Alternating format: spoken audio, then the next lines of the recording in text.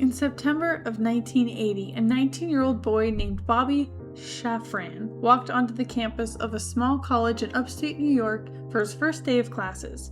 Students had never met before walking up to him, patting up on his back, calling him by a name that wasn't his. They kept calling him Eddy. One student finally asked if he was adopted, and Bobby said yes. The student told them that he had a twin brother who used to go to the same college. That afternoon, Bobby drove to meet the other young man, Eddy Galland. They had been separated at 6 months old, standing face to face for the first time. They just weren't similar, they were identical, down to the same birthday, the same voice, the same laugh. Newspapers picked up the story, and a few months later, a third young man named David Kelman saw a photograph of the two of them printed in a New York newspaper and recognized his own face twice over. He wasn't looking at twins. He was one of a set of triplets, separated from his brothers at birth and placed with 3 completely different families, all without any of them knowing the others existed. The 3 brothers became a minor celebrity story throughout the 1980s. They moved in together, opened a restaurant, even appeared in a scene with Madonna in a movie. For years, the story stayed a heartwarming one. Then years later, one of the 3 brothers, Eddy Galland, took his own life in 1995. It was only after his death that a journalist uncovered the real reason the triplets had been separated in the first place. The triplets had been placed through a New York adoption agency called Louise Wise Services. In the 1960s, that agency began separating twins and triplets on purpose, on the advice of a psychiatrist named Viola Bernard. She believed children did better as individuals, without a twin to compete with for their parents' attention. There was no real research behind that belief.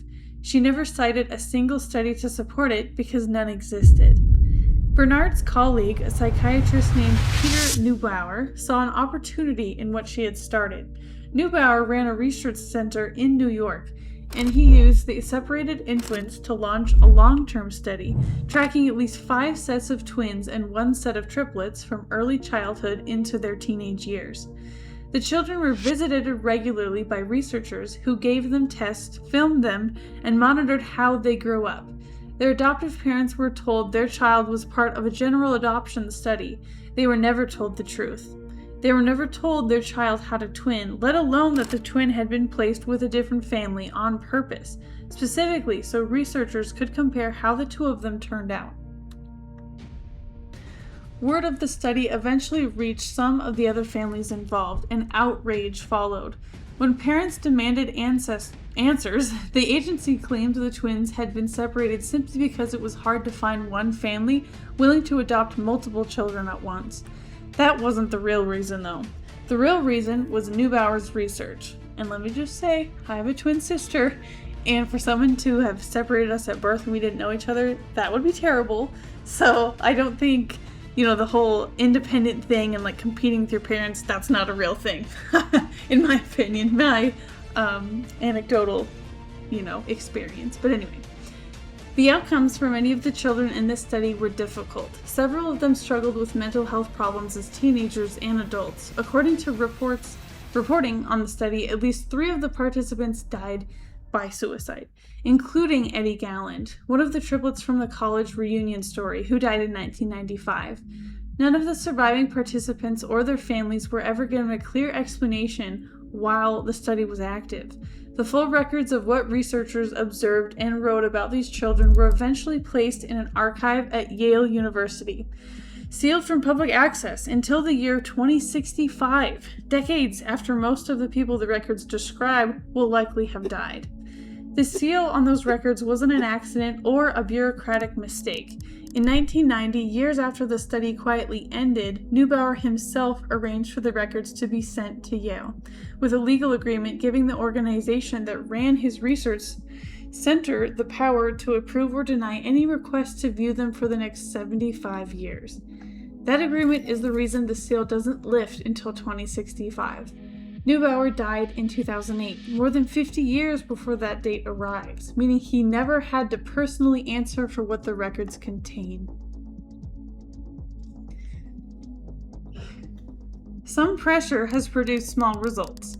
By 2018, roughly 10,000 pages of material had been released to a few of the study's participants, but the pages were heavily edited, with large sections blacked out, leaving many of the same questions unanswered.